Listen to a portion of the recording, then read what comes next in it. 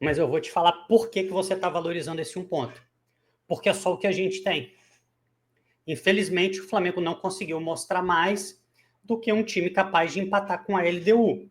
E assim, a impressão que eu tive da LDU, até entrei aqui no intervalo, falei um pouquinho sobre isso, foi muito ruim. O time da LDU sequer tem inteligência suficiente para jogar na altitude. A altitude tem uma característica muito específica. Historicamente, os times da LDU, os times do Bolívar, os times de altitude, de um modo geral, eles finalizam para o gol. Eles chutam para o gol a todo momento. Eles esquentam o clima do jogo, o jogo vira um jogo de trocação.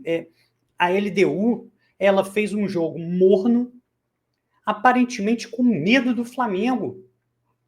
Um Flamengo que não metia medo naquele. Controlava o jogo com muita inteligência e tal.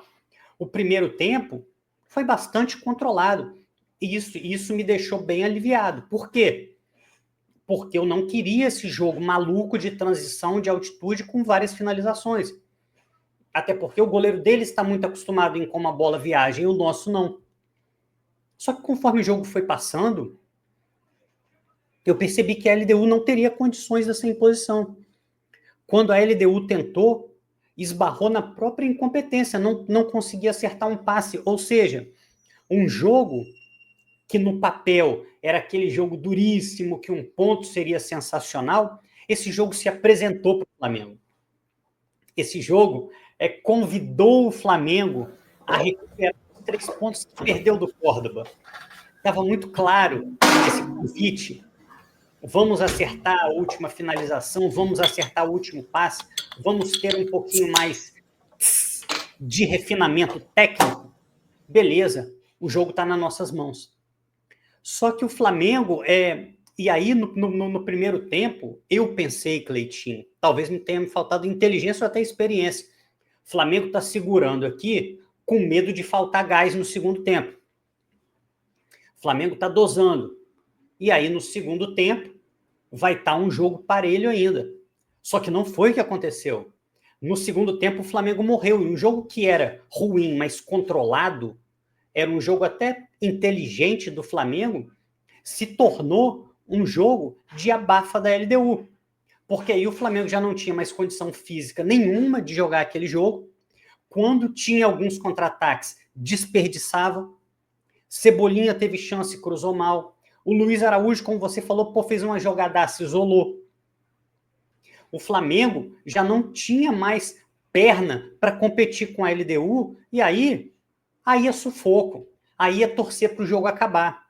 E aí a LDU, no último minuto, penúltimo minuto, teve uma chance de cabeça frente a frente com o goleiro e finalizou mal. Hoje, no final do jogo, o Flamengo contou com a sorte.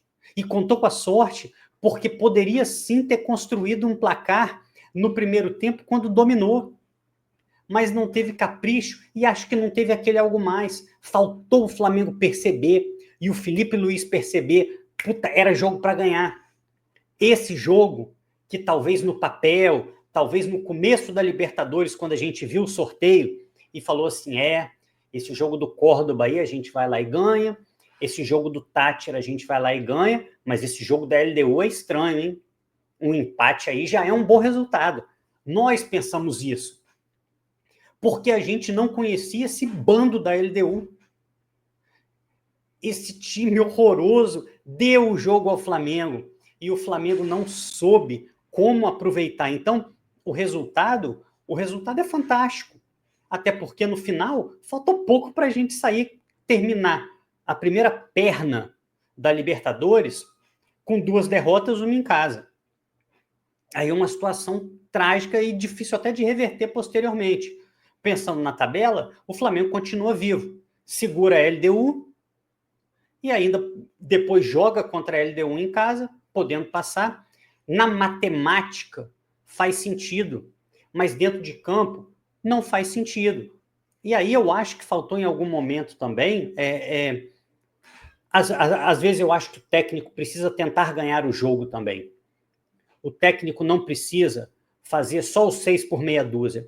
O que é o 6 por meia dúzia do Flamengo hoje? O centroavante, seja quem for, o centroavante do Flamengo, será substituído pelo Pedro, porque o Pedro está gradativamente voltando até o time titular. Beleza. O ponto esquerda do Flamengo, que pode ser o Michael, pode ser o Bruno Henrique, seja quem for, será substituído pelo Cebolinha no segundo tempo, sobretudo se as coisas não derem certo. O Arrascaeta está em controle de carga, vai ser substituído pelo Luiz Araújo. Eu acho que em algum momento faltou o Felipe Luiz entender que o jogo se ofereceu. E aí que, por exemplo, talvez, se o Flamengo tivesse um pouco mais de qualidade no meio-campo e não o Everton Araújo, a gente acharia esse passe para ganhar o jogo. Talvez se a gente tivesse um jogador mais agudo pelo lado direito, que não o Gerson, obviamente poderia ser o Plata hoje, ele se machucou, isso aí faz parte também. Mas talvez o Felipe Luiz tivesse que ter essa leitura que a gente teve aqui de fora, e que eu acho que a maioria da torcida teve, que é o seguinte: esse jogo é para vencer. Vamos vencer esse jogo e vamos garantir aquilo que a gente não teve contra o Córdoba, que são os 3 pontos. O Flamengo voltaria a dominar o grupo, o Flamengo voltaria a se colocar, já passaria a LDU, seria líder do grupo, nesse momento, pelo menos, e a gente não conseguiu fazer isso. E outra coisa que eu quero entender, já pegando o gancho aqui do Eduardo Wallace, está na hora da gente fazer, do Felipe Luiz, fazer uma avaliação de elenco e fazer uma avaliação por que ele tem tão poucos jogadores de confiança dentro do elenco do Flamengo. Às vezes parece que o elenco do Flamengo tem 15 jogadores. Não está na hora de avaliar o Felipe Luiz, não, Rafa? Sim, sim. A avaliação tem que ser constante, a gente não pode, né, achar que ele não é passível de erros e nem meter um fora Felipe Luiz aqui, mas eu quero entender, Arthur, porque eu vi o time morto. O time do Flamengo no segundo tempo estava morto. O que, aliás, eu acho que talvez o Felipe Luiz até esperasse. Pô, como esse time vai se comportar na altitude? Não sei. Eu sei que deu no minuto 90, quando o Ayrton Lucas caiu desfalecido, ele faz, se eu não me engano, a 4ª substituição.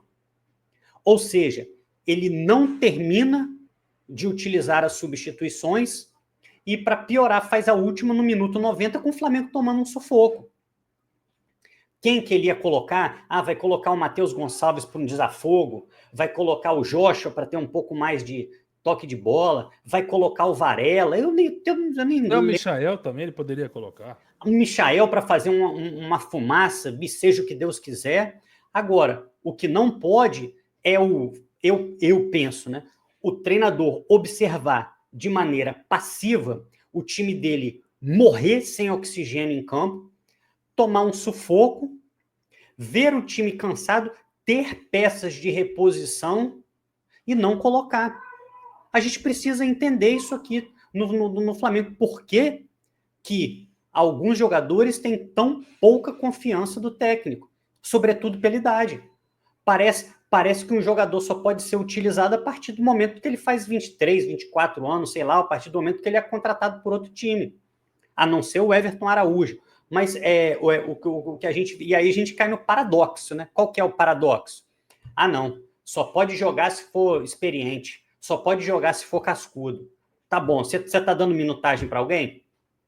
Você tá dando oportunidade para alguém? Não tá. Então, então manda essa garotada toda embora e vamos formar um outro elenco de 25 mais, 26 mais, porque hoje eu vi o time morto e eu vi que faltou confiança do técnico para colocar alguns jogadores. E aí eu não estou nem dizendo quem que ele ia colocar, não, tá? Porque colocar o Léo Pereira, coloca. Mas coloca alguém que tenha condições físicas de correr. Hoje o time morreu e terminou o jogo rezando, terminou o jogo contando com a sorte. O Flamengo não precisava disso hoje.